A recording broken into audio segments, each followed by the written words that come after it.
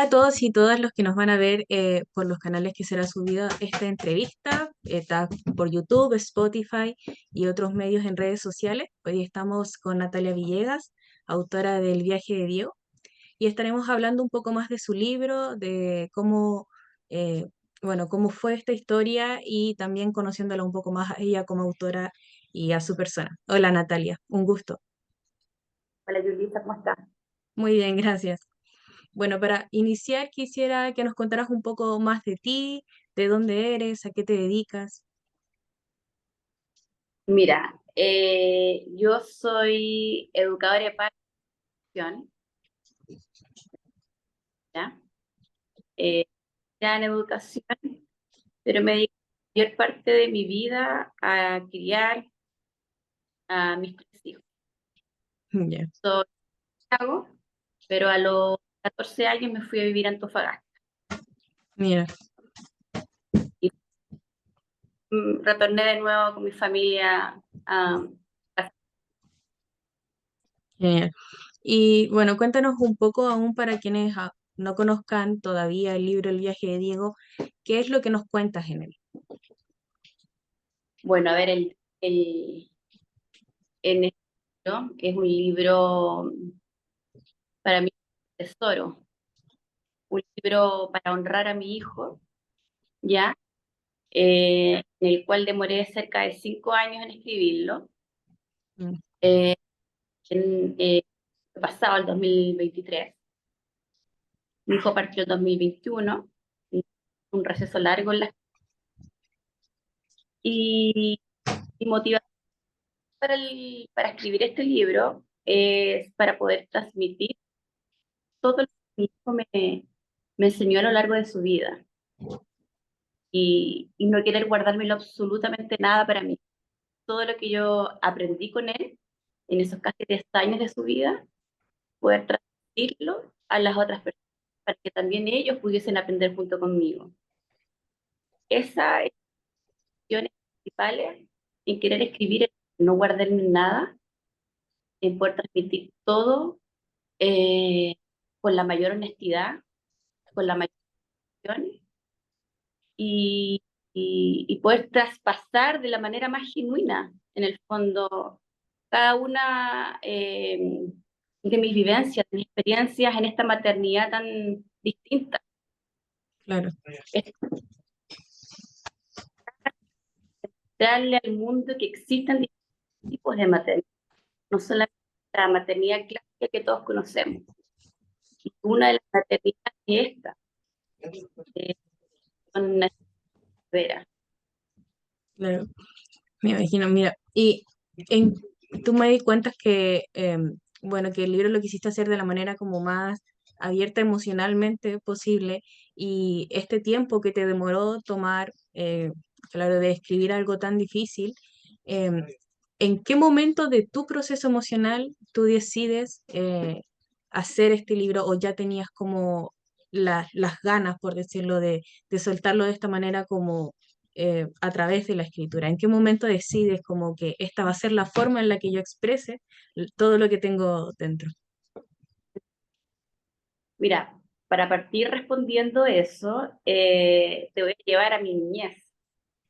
Yo desde muy chico tengo recuerdos y tengo de hecho guardado mis escritos desde los 8 años. Mira, Entonces, yo en varios momentos de mi vida, yo me he dedicado a escribir para mí.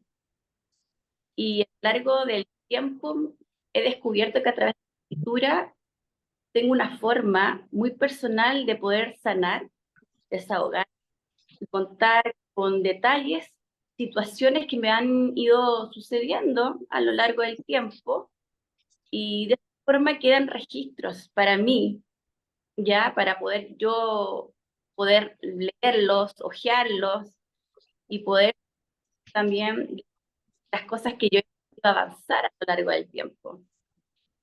Quedan como un registro para mi yo de futuro, como digo yo.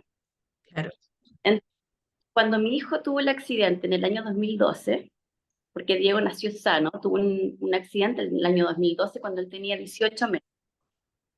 Eh, el proceso tan duro, tan difícil y muy largo que a través de la escritura esta forma de desahogar todo lo que estaba pasando dentro de mí. Había mucha rabia, mucha pena, pero también había muchas culpas por el claro, tema de la...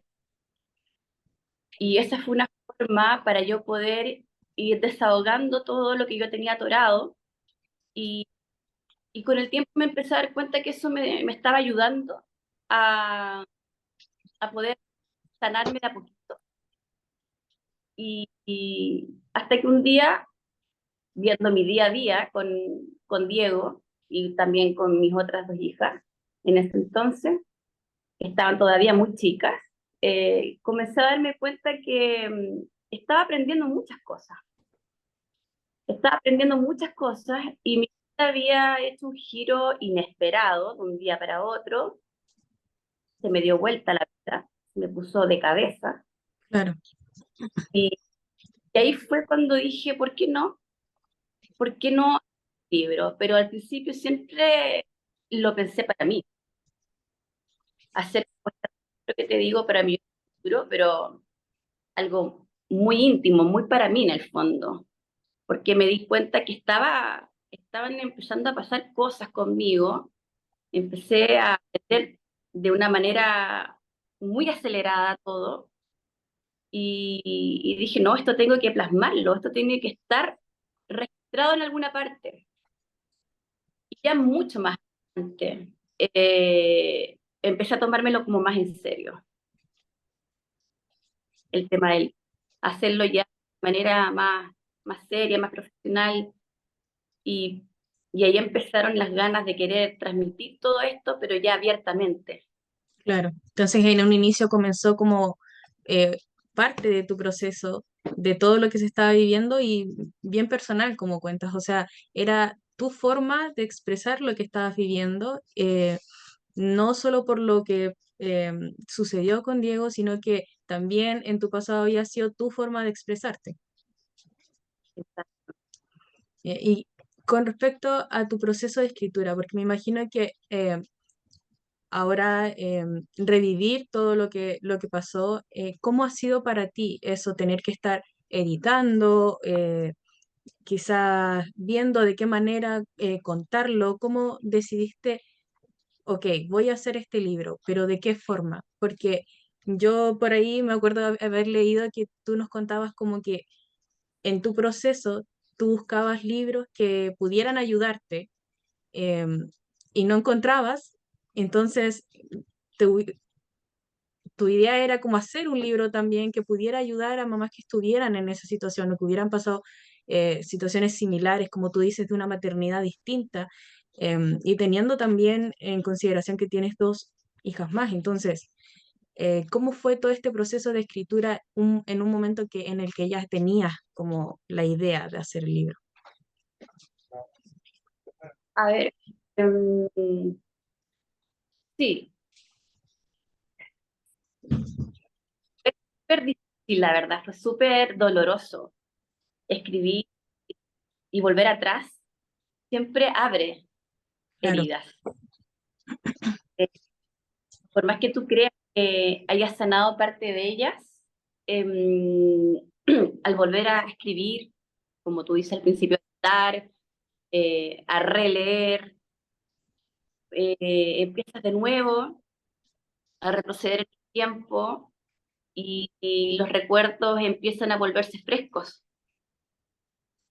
Eh, es tanto así, yo lograba acomodarme en esa línea de tiempo y podía volver a poder sentir la piel húmeda, hinchada del día del accidente, podía volver a sentir la humedad del cuerpo, por ejemplo, cuando me tiré a la piscina a sacarlo, eh, podía volver a revivir incluso hasta mis propios gritos, mi propio llanto, pero así como también se revivieron durante la escritura de este libro cosas dolorosas, que sin duda lo fueron, hubo también muchas cosas que entre medio iban jugando como el rol de un bálsamo a mi corazón, donde me recordaba mucho estos momentos donde yo veía avances en la salud de Diego,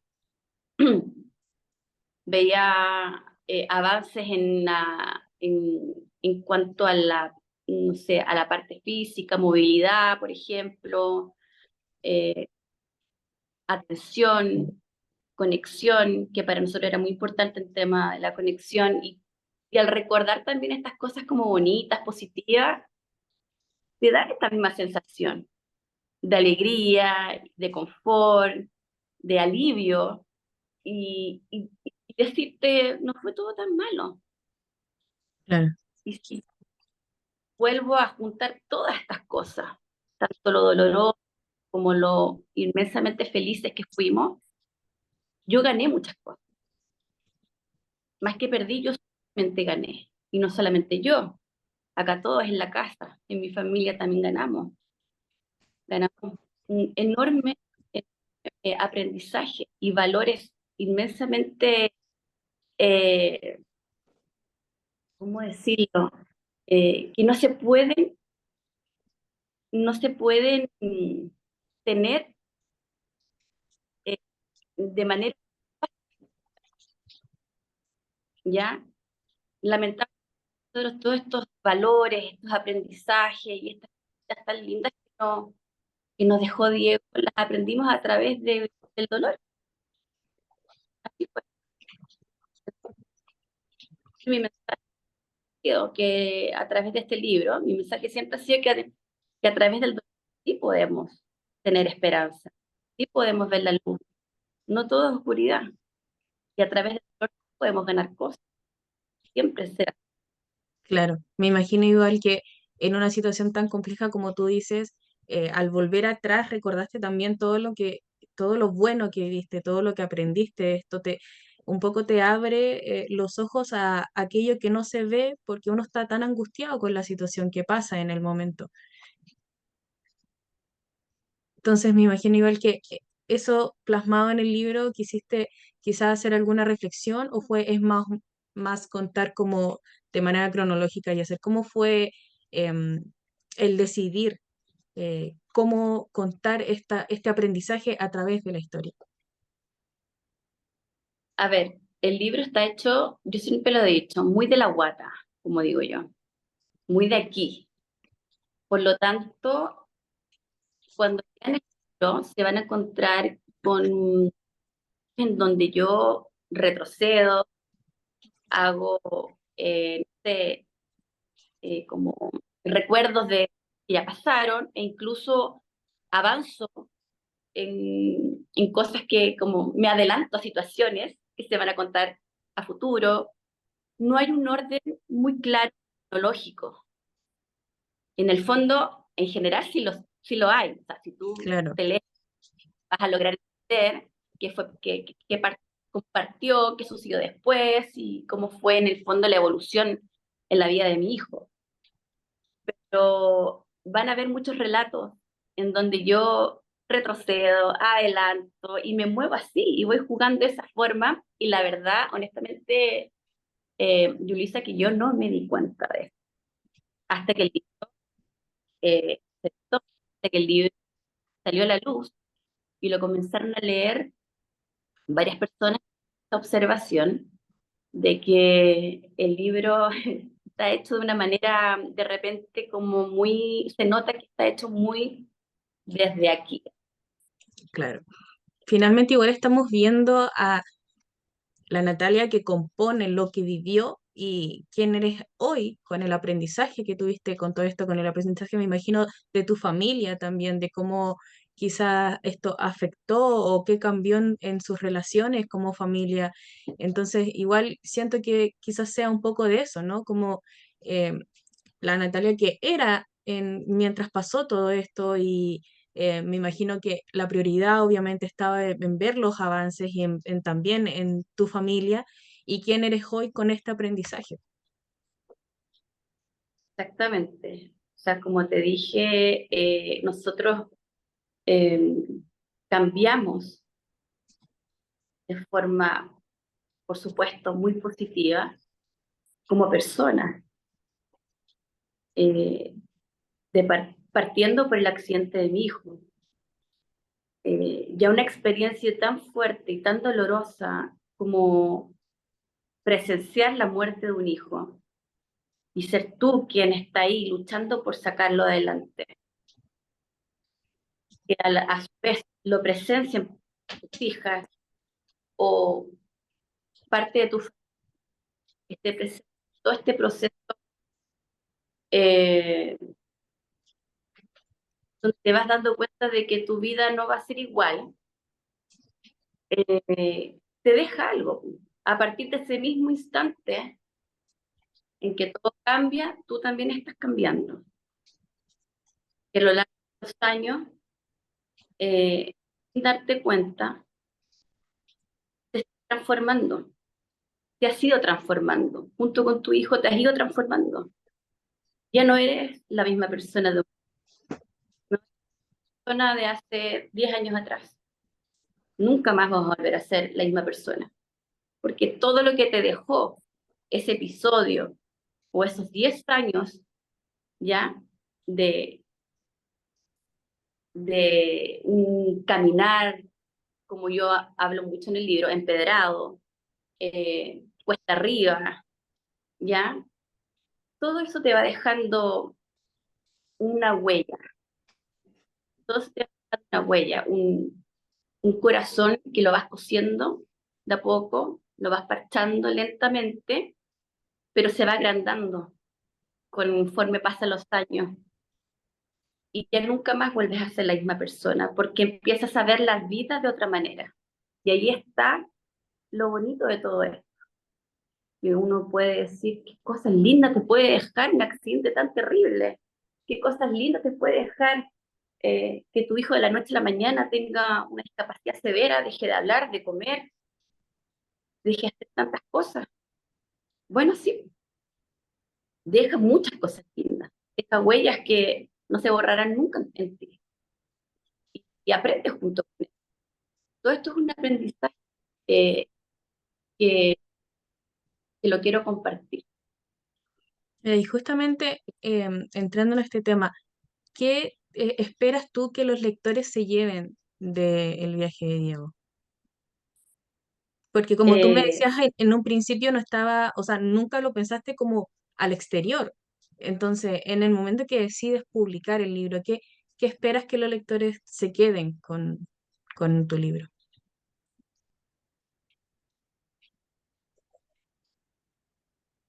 a mí me gustaría que la gente tomara conciencia. Son varias cosas, la verdad. Una de ellas es conciencia sobre la vida, su entorno, sobre sí mismos, sus cuerpos, lo que hacen de forma tan automática en el día a día, que valoren esas cosas. Por ejemplo, el caminar, el comer. Yo siempre pongo estos ejemplos porque son cosas que a mi hijo siempre le costó y que las dejó de hacer, de hecho. El hecho de respirar, el hecho de hablar, tragar tu saliva sin atorarte, son cosas tan automáticas que hacemos a cada minuto, a cada segundo, que no nos damos cuenta de lo valioso que son. O sea, mi hijo se ahogaba con su saliva. Mi hijo no podía respirar, estaba en un ventilador mecánico. Mi hijo no podía comer por su boca, comía por una gastrostomía. No podía caminar, no podía hablar, de hecho. De hecho, ni siquiera podía llorar. No sé, yo a las personas que a través de la lectura puedan valorar y tomar conciencia de su cuerpo y de su entorno también, porque te das cuenta de las cosas lindas, mínimas que tiene tu vida. Por ejemplo, salir a caminar, estar sentado en una, mirar los árboles, sentir el sol que toca tu rostro o el viento, poner los pies en el mar, cosas súper simples que hacemos todos, pero que a veces pasan tan inadvertidas que no le tomamos el peso a eso. Eso por un lado. Por otro lado, los invito a todos a través de esta lectura a poder ser felices y agradecidos con lo que tienen y con los que le tocó. Porque yo soy una convencida de que cada cosa que pasa en la vida, sea buena o sea mala, incluso la más terrible, como perder un hijo, todas las cosas están hechas y diseñadas para que tú las vivas.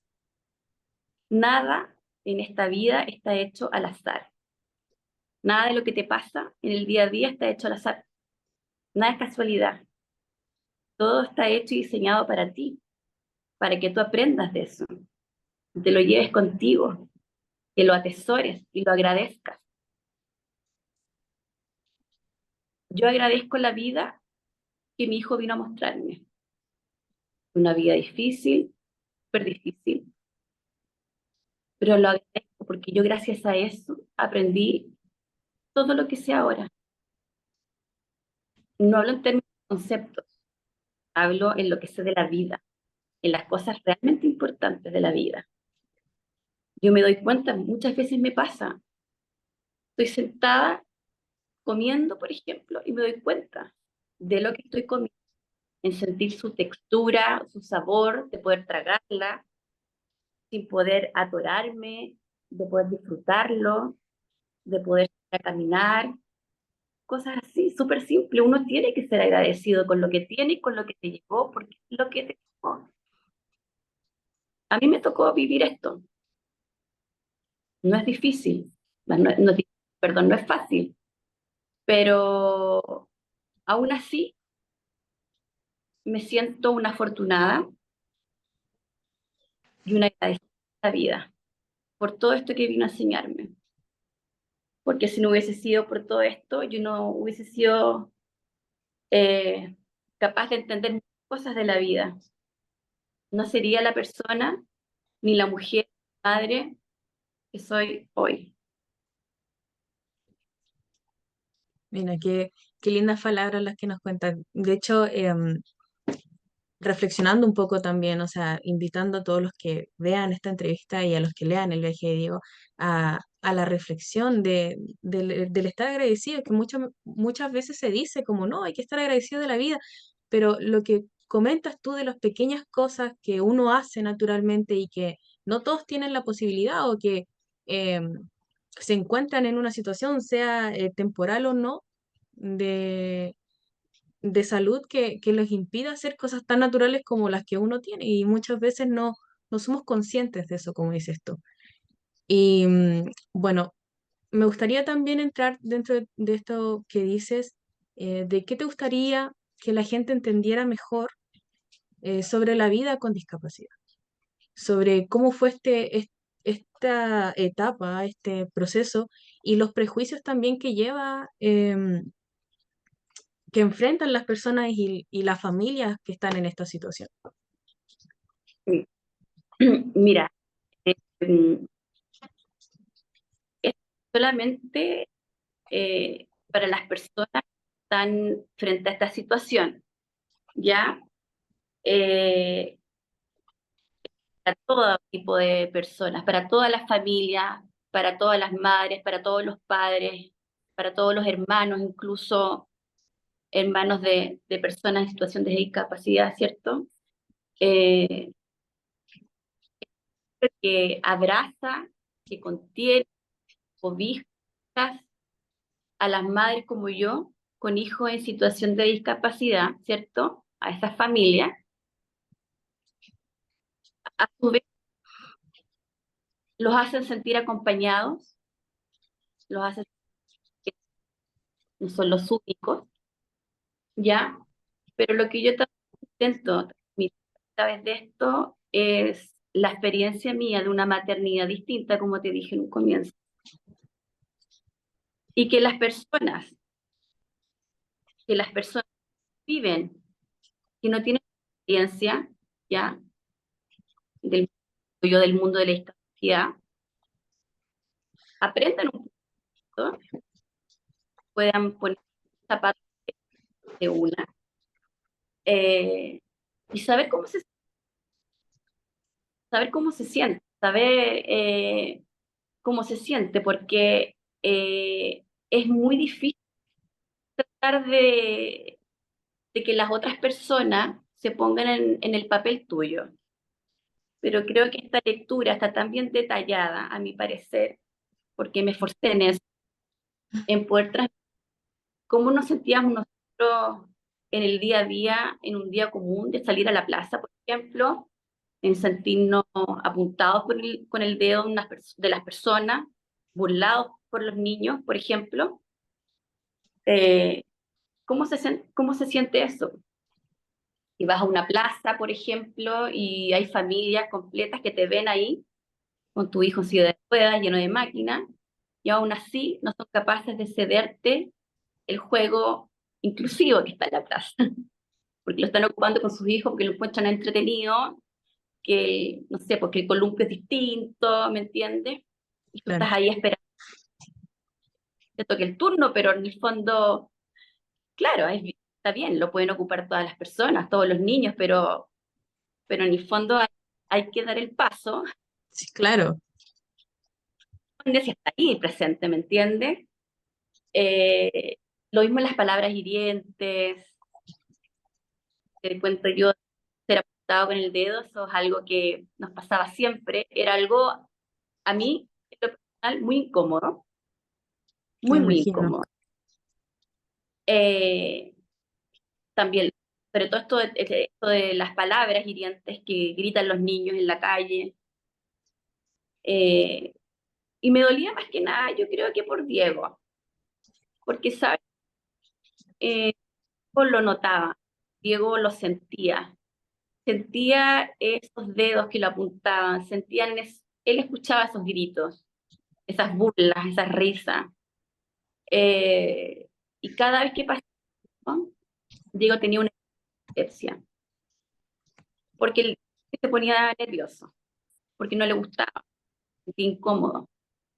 Y a mí eso me daba mucha pena, a mí eso me daba mucha pena, mucha rabia. Eh, este libro de las veces muestra las veces que fuimos discriminados por no poder jugar un juego simple, a un trencito estoy hablando, eh, en en un parque de diversiones pequeñito, donde nombro ahí, y donde frente a la mirada y la presencia de muchos padres me vieron llorar, rogar y suplicar para que mi hijo se subiera, al igual que los otros niños. Sin embargo, nadie, ¿ah? Nadie tampoco apoyó mi causa, ni, ni fue empático con nosotros, ni con mi hijo. Eh, el tema de la estigmatización que tienen también los niños con discapacidad severa. Hablo, hablo específicamente del estigma que tienen los niños con discapacidad severa, con daño neurológico, ¿ya? Es lo que me tocó a mí en el fondo. Claro, Fui estado en el área de salud. Y esto es que yo lo cuento en el libro, porque no solo me pasaba a mí, que íbamos a la urgencia, a una consulta médica o nos hospitalizábamos. Esto era algo que le pasaba, resulta, a muchas mamás que tenían a sus hijos también con daño neurológico, al igual que Diego, donde el área de la salud, no sé por qué tiene esta actitud de que no quiero generalizar, porque nos tocaron claro, excepciones, ¿eh? Pero son excepciones, pero yo te hablo que la mayoría de los médicos tienen este tema que creen, no sé qué pasará en sus cabezas, la verdad, Yulisa, pero nos hacen sentir de que nuestros hijos son tontos, que no escuchan, que están diciendo. O sea, imagínate entrar en una consulta médica, que el médico te salude a ti, te dé la mano y pase la mirada de largo de tu hijo, no le diga era hola, Yo, ¿por qué no? ¿Por qué no lo saluda? ¿Creerá que no entiende lo que es un hola? ¿Creerá que no sabe que lo están anulando prácticamente? Claro, Lo están, porque así es. Cuando tú entras con un niño a una consulta de un pediatra, el pediatra, el médico, siempre va a saludar a tu hijo. ¿Y por qué no saludan los nuestros? Eso era algo del día a día.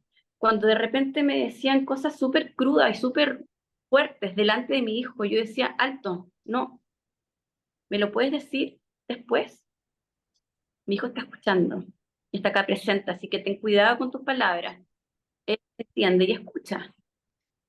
Entonces había que como estar desgastándose uno. O sea, tú vas, te hospitalizas porque tu hijo está enfermo. Vas a una consulta porque tienes dudas o porque está enfermo tu hijo. Tú acudes al área de salud no por gusto.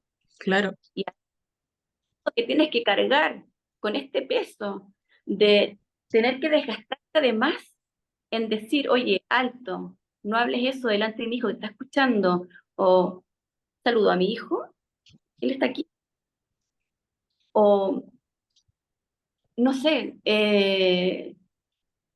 cosas como esas que son, imagínate, son cosas, sí, como salud, claro, sí, o verlo, qué permiso te voy a dar, nada, o sea, te hacen sentir de que tu hijo es para ellos como una planta, está ahí, está ahí, pero no está en el fondo, y no. O claro. cuando, por ejemplo, porque tu hijo no puede hablar, decir me duele el estómago, me duele el brazo, o tengo pena, o qué sé yo, eso no quiere decir que no exista ese dolor, no quiere No, decir que no claro, exista pena, o porque no puede llorar, no quiere decir que no le duele, o que no tenga pena, ¿me entiendes tú? Entonces, ¿qué pasaba? Aparte de esta estigmatización que tienen con los niños con discapacidad severa, con este daño que te digo yo, además existe subestimación hacia las madres o hacia los cuidadores encargados de esta persona, ¿ya? En donde tú vas por tal motivo al médico y resulta que no. Dicen, no, es no, imposible que le duela eso, o imposible que le esté pasando eso. No, pero es que yo ya llevo varios días con tal síntoma, tal cosa, y no, tu palabra es invalidada, tu palabra es subestimada, porque simplemente ellos creen saber mucho más que tú, y resulta que tú eres la persona que conoce mejor que nadie, mejor que cualquier médico experto en este mundo. Tú eres el que conoce mejor a tu hijo. Por lo claro, tanto, tu palabra puede ser subestimada ni invalidada, nunca. Eso no debemos de permitirlo. Y es lo que yo nunca permití tampoco. Entonces, era un cansancio, cansa, agota. Tener, ver a un médico, llevarlo donde sea, al área de la salud y tener que estar explicando, tener que rogar para que te escuchen, suplicar también para que lo atiendan, porque simplemente como no está llorando o no está diciendo absolutamente nada a tu hijo, entonces lo tiran para claro. después. Y así, esta fue una dinámica muy dolorosa que la viví siempre. La Me viví imagino, desde el día hasta el último día, yo diría. me imagino lo agotador que debe haber sido. Es muy agotador porque no debería de pasar esto. No, claro, Tú, sí, tú deberías de sentirte contenida, abrazada, entendida por el área médica y no tener que estar peleando con ellos. ¿Por qué? claro. Igual finalmente, además, es exigir un poco el trato básico de una persona, ¿no? Ni siquiera es pedir algo que se trate con exclusividad o que se trate de manera distinta o que se den prioridad. Finalmente, lo que hacías es pedir que traten a tu hijo como cualquier persona. Simplemente es el respeto que debería haber, ya sea lo esté tratando un médico, un profesor o cualquier persona, finalmente. Exactamente, exactamente. Pero bueno, yo hablo mucho de este tema en relación al área de la salud, porque es donde más se ve esto. Claro, Eh, en relación, por ejemplo, como me acabas de nombrar, los profesores, por ejemplo, son las personas más empáticas, amorosas y que hay, o sea, de verdad, porque nuestros hijos con esta discapacidad severa, como te digo, con estos daños neurológicos severos, se atienden en lugares especializados. Por lo claro, tanto, ya sea una escuela especial, centro de rehabilitación o de terapia, entonces son lugares en donde todo este centro, todo este lugar, esta institución, eh, está acostumbrado a tener esta mentalidad, a tener esta, este apoyo hacia la familia, claro, esta y ya son, ellos son así, es parte de ellos, y te hacen sentir cómoda, te hacen sentir que eres de ahí, que igual como yo lo puse en una parte donde hablo sobre la Teletón, que tú entras en ese mundo y te sientes cómoda. Si quieres, empezamos por el mismo punto, en realidad. Me estabas hablando un poco sobre cómo te sentiste como más acogida cuando iniciaste en Teletón.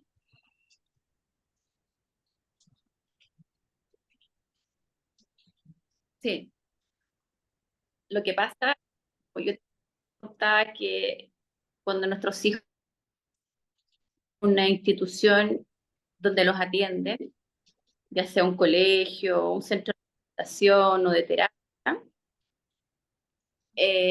pasa que en esos lugares, por ejemplo en la Teletón, que lo pongo como ejemplo ahí en el libro también, te sientes súper acogida, te sientes súper acogida, te sientes súper apañada, eh, que todos te entienden, pero a la vez como algo muy normal, nada forzado, como todo muy normal. Esas personas que trabajan en esos lugares son gente que tiene ya muy incorporado en ellos esta, estas habilidades, podrían decirte que son de la empatía, Claro, ¿ya? Y ponerse en el lugar del otro. Tienen muy incorporado de la inclusión, ¿ya? De la no discriminación. Entonces, ¿qué pasa? Que cuando tú entras a estos lugares te sientes como que estás en tu mundo, que estás en tu mundo, que no tienes que pelear con nadie, que no tienes que pedir atención, ni que te vean, ni que te escuchen, ni que te crean, como mamá, por ejemplo. Entonces, y no tienes tampoco que estar viendo también por dónde va a pasar tu coche neurológico o tu silla de ruedas, ¿me entiendes? Tienes los accesos, tienes las personas, tienes todo. Es como, me pasaba que cada vez que entraba yo a estos lugares, ya sea un centro de rehabilitación, de terapia, el mismo colegio donde fue el Diego, la misma Teletón, que tú entras y es como que, ay, como que te sientes que claro, estás cómoda, por rico. No tienes que estar pensando en tu cabeza, chuta, lo miraron raro, lo miraron mal, le dijeron esto, nada. Y vas y te desplazas con una soltura y una tranquilidad muy, eh, muy rica. El problema es cuando tú sales de ahí, y te encuentras con lo demás. a la realidad. Es lo que hago hincapié también en el libro, que tú sales de estos lugares y te golpea la realidad, te golpea la realidad.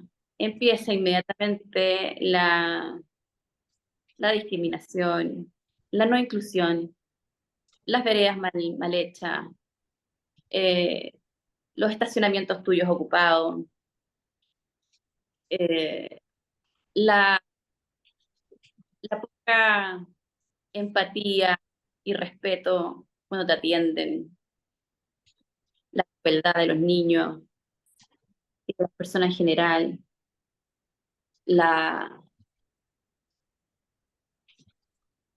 ¿cómo se llama? Esta actitud tan enaltecida de los médicos también, que te hacen sentir de tantas formas, como ya te lo expliqué, entre ellas también este aire de superioridad que tienen muchos, te hacen sentir de que tu palabra no vale más que la de ellos.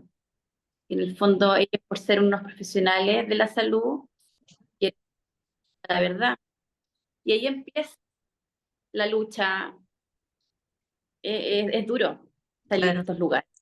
Me Y imagino, me imagino de igual forma que al estar en estos lugares en los que se hacen sentir cómodo tanto a ti como a tu familia, como a tu hijo, también entra la visión de que es posible que las personas se comporten de la manera en que deberían comportarse. Entonces, chocar con una realidad en la que no es así o en la que teniendo todos los medios para que pudiese ser así, no se hace, me imagino que igual representa una gran frustración dentro de todo esto, porque finalmente si uno ve o se siente cómoda en un lugar, dices, ¿por qué en este otro no? Siendo que este podría tener incluso más recursos que la Teletón o un colegio que se prepara para, para recibir personas con capacidades distintas. Entonces, me imagino que eso igual, como tú dices, cuando tú entrabas acá y veías que no tenías que estar luchando por pasar la silla de rueda o em, que atendían a tu hijo como una persona, em, se sentía un poco de paz, me imagino también. O sea, un mini relajo dentro de todo lo que es esto y que no te hacía, que no te pasaba, por ejemplo, cuando tenías que ir al doctor o en otras situaciones de la vida cotidiana. sí, Me llama igual la atención también lo que mencionas con respecto como los estacionamientos, lo mismo de la rampa de silla de ruedas, que son cosas que tampoco notamos mucho las personas que no están en esa situación y que no necesitan ocuparla. Muchas veces, no sé, me ha tocado ver que se ocupan, por ejemplo, los baños de discapacitados. em, o que no esté funcionando el ascensor en el metro. Y claro, para uno que no tiene la necesidad de ocuparlo, no es ningún problema. Y lo pasamos desapercibido y que esté malo el ascensor un mes y nadie va a decir nada.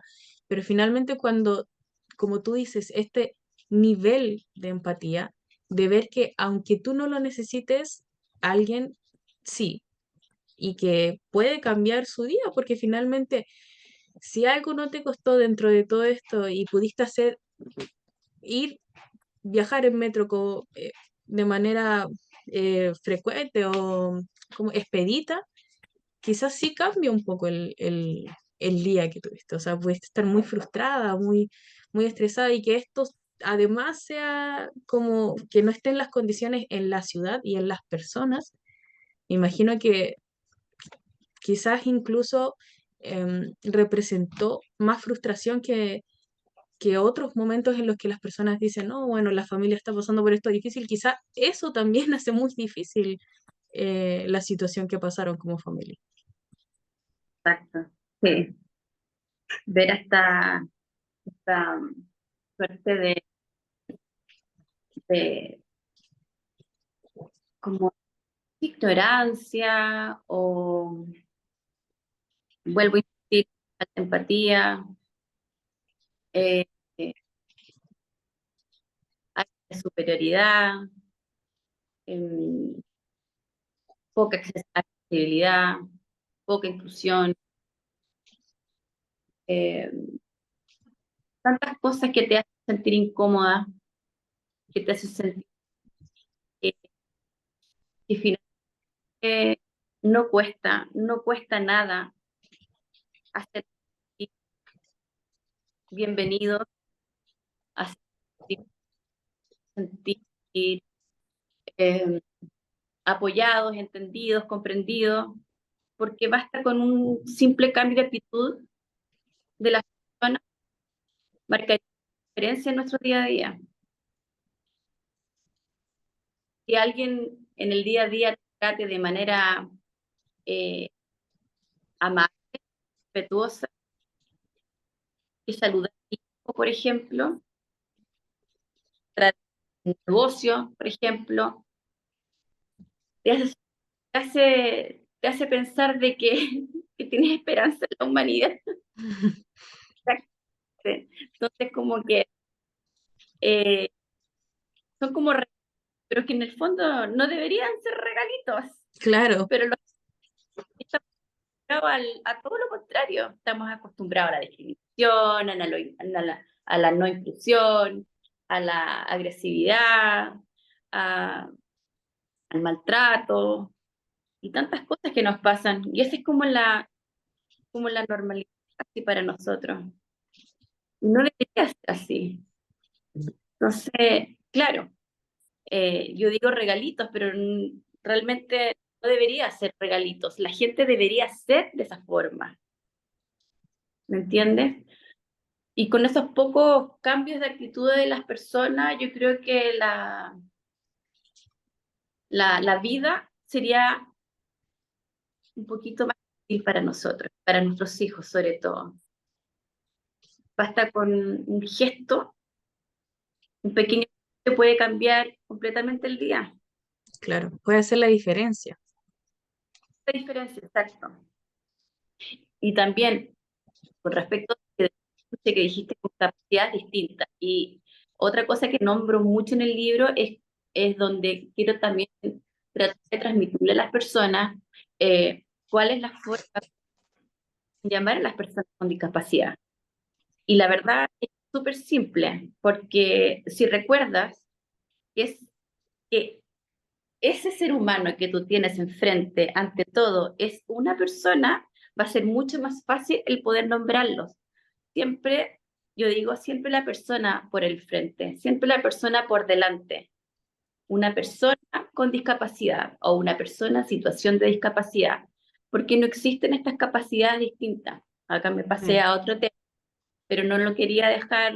No, claro, Em, no existen las personas con capacidades distintas ni capacidades especiales, y lo que siempre a mí me molestaba un montón cuando decían que eran angelitos claro. o cosas como estas, porque son nombres que la gente salud muchísimo y está súper manoseado. Esto de los angelitos y las capacidades especiales, y la verdad es mucho más simple que todo eso. Es persona con discapacidad, listo, es una persona a la que tenemos enfrente, antes que cualquier otra cosa. Capacidades les tendrá, no sé, un aspirador robot, por ejemplo. Claro.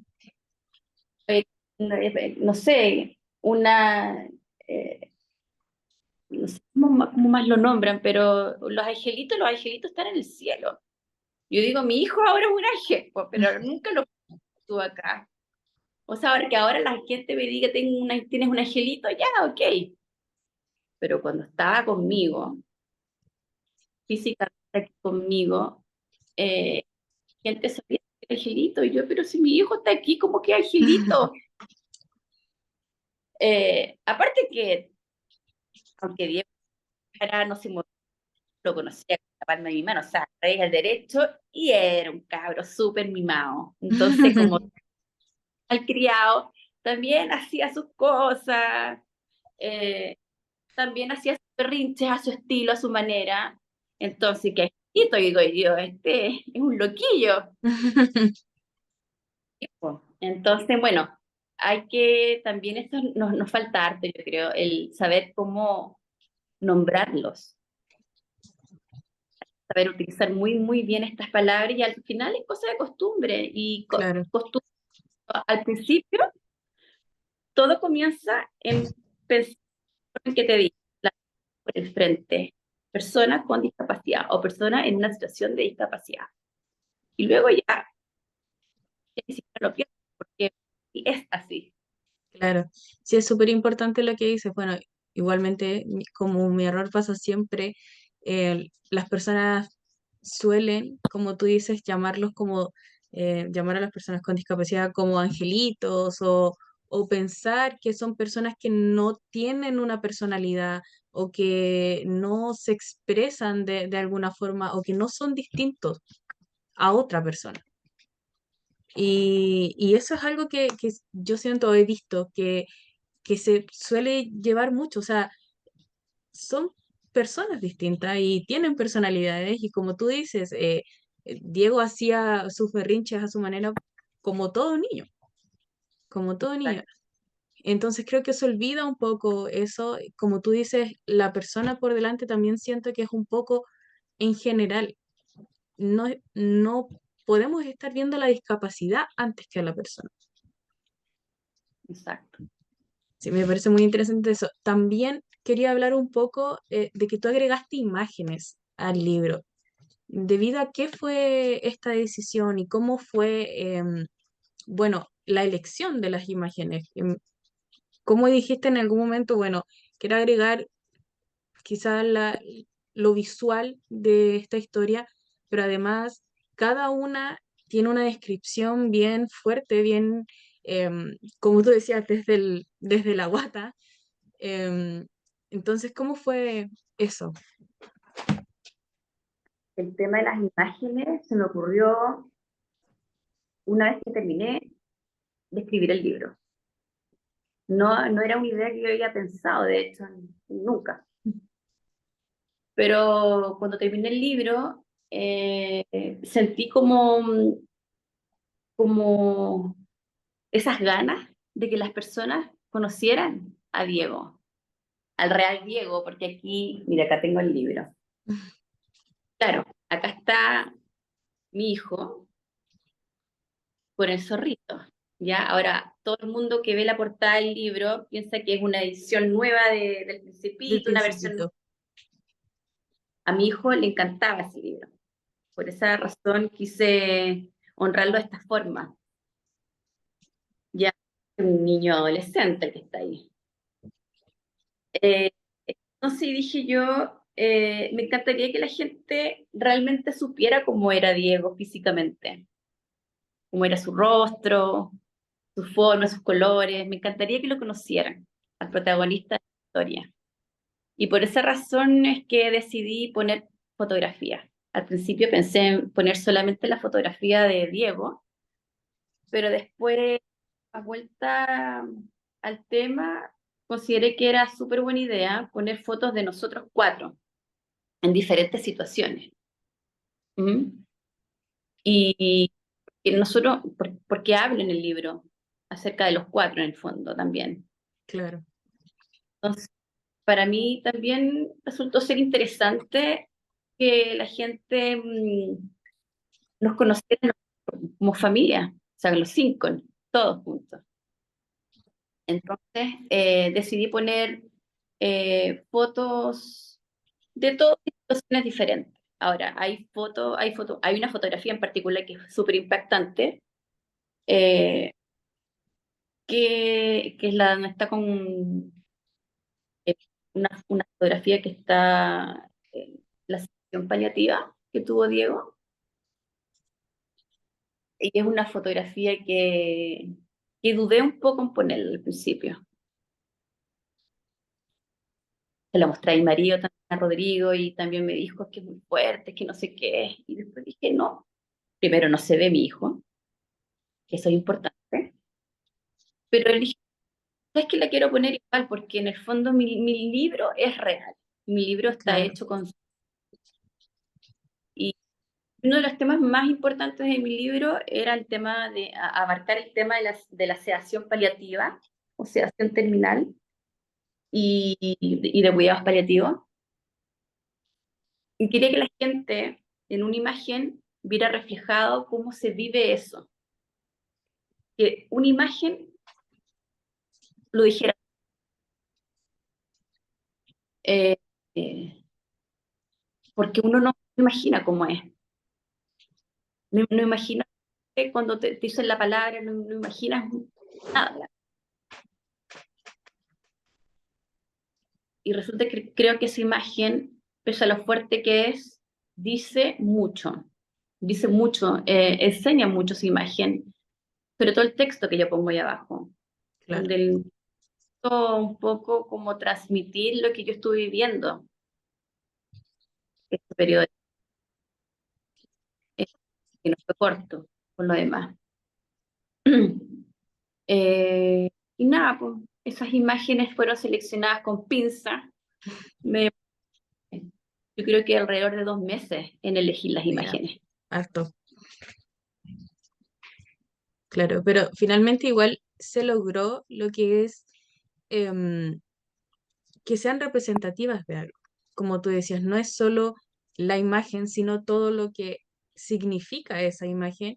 Y creo que con la descripción que se da en cada una de estas también em, se logra esto, porque finalmente al principio cuando vemos a Diego, em, no solo lo estamos conociendo a él como cualquier niño, sino también la descripción de esto. Él es el protagonista de esta historia y todo lo que pasó y cómo es su familia también, cómo es su entorno, finalmente es su vida. Entonces no es solo lo que representa la imagen de conocer a un niño visualmente, sino también de todo su contexto finalmente. Entonces, a mi parecer, cada una de la imagen, además de haber sido muy bien elegida, como tú dices, con pinzas y así, también son bien representativas de la historia. Sí, quería que fuese así, que eh,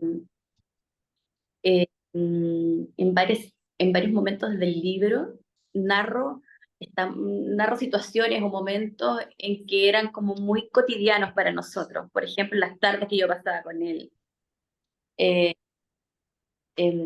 o cuando él compartía con sus hermanas, o cuando compartía con el papá. Entonces, quise representarlos en una imagen, cada uno de estos como momentos súper sencillos, Claro, súper sencillos de un día cualquiera. No, nada muy especial en el fondo, o que alguien diría nada muy especial, pero son momentos tan simples, tan simples, sencillos y tan íntimos. Cuando encontré estas fotos que lo representaban, dije, esto tiene que estar, porque así las personas se pueden trasladar e imaginarse ese momento del libro que van a estar leyendo. Ah, así era como regaloneaba la Natalia con el Diego. claro. Ah, era cuando compartía con las hermanas, o así lucían las hermanas. Así, esa era la carita de Diego cuando estaba contento, esa era la carita de Diego cuando estaba tranquilo. Eh, Sí, esas imágenes creo que representan muy bien momentos de nosotros cinco como familia, eh, y creo que se logró Claro, se logró ver con eso. representar. Bueno, y para ir finalizando, me gustaría saber si hay algún consejo que darías después de vivir esta experiencia, de vivir un proceso emocional también y a través de la escritura, haberlo expresado a personas o familias que estén en situaciones similares o que tengan alguna situación en la que estén viviendo una maternidad distinta, como decías tú. Y bueno, el libro, como te dije en un comienzo, el libro es para todo tipo de lector, para todo tipo de persona. A mí lo que yo quiero como mamá de Diego es que a través de este libro homenaje que le hice a mi hijo es poder transmitir su mensaje, ¿ya? Todo lo que yo aprendí. Cada persona va a poder ver un mensaje diferente quizás cuando termine de leer el libro. Y así me ha pasado, me lo han hecho saber. todas las personas reciben del libro diferentes mensajes. Y esa es la idea de este libro, que este libro pueda eh, abrazar, puedas hacerlos sentir acompañados a las familias que tienen un hijo en situación de discapacidad. Puedan sentirse reflejados quizás en la historia, sentirse identificados, sentirse que realmente lo que les pasa no son los únicos, no están solos en esto. Entregarles también, mostrarles las alternativas que yo tuve, por ejemplo, de terapia, eh, que conozcan quizás diferentes tipos de alternativas que hay para nuestros hijos, que existen alternativas, que eso es importante. En ese sentido, es un libro también esperanzador. Y para las personas que no tienen a ningún familiar o ningún conocido, ya, en situación de discapacidad, pueden acercarse a través de esta lectura a este punto único para vivir que Diego nos vino a enseñar. Eh, que puedan acercarse a conocer una maternidad distinta, que puedan saber cómo se siente a través de mis ojos, a través de mi corazón como una mamá con un hijo con discapacidad, y poder quizás en algún momento ellos mismos, como lectores de este libro, poder generar un cambio, como lo hablábamos hace poquito, empezar con actitudes distintas, con actitudes amables, con actitudes empáticas, gentiles, respetuosas. Que este libro a todo el mundo, en el fondo, les enseñe que la vida está para agradecerla y para disfrutarla. Diego era un amante de la vida. Diego disfrutaba la vida, amaba vivir y la amaba así, aprendió a amarla así, como se le presentó la vida, con esta discapacidad tremenda, eh, física, eh, la aprendió a amar la vida. Se resistió muchísimas veces a irse, teniendo muchísimas oportunidades. Él quería seguir, él quería continuar. Y esa es el, la resiliencia, el mensaje resiliente que nos deja Diego, que a través de su valentía, de su amor por la vida, logró enseñarnos tantas cosas lindas. Por eso yo digo que este libro es para todo tipo de lector. Cada lector le va a sacar un mensaje especial para él mismo. Mira, Vas a ver. bueno, muchas gracias Natalia por tu tiempo. Fue un gusto haberte conocido y haber conocido un poco más de Diego, de su familia y de también de todo el entorno que se vivió. También lamento mucho escuchar de las situaciones difíciles por las que tuvieron que pasar y que en realidad, como decíamos antes, esperemos que haya un cambio y que, como decías, se empiece por una buena actitud. Finalmente, creo que muchas de las personas que vean esta entrevista van a poder conectar con ese punto y, y quizás se logre también un cambio a través de este relato. Así que bueno, te doy las gracias por tu tiempo y les recuerdo a todos los que nos están viendo y a los que nos van a escuchar que pueden conseguir el viaje de Diego en trayecto.cl y también disponible en las librerías del país. Así que fue un gusto, Natalia, y me despido. Gracias, Julissa, a ti. Hasta Gracias por luego. tu tiempo. Chao. Chao. Chao.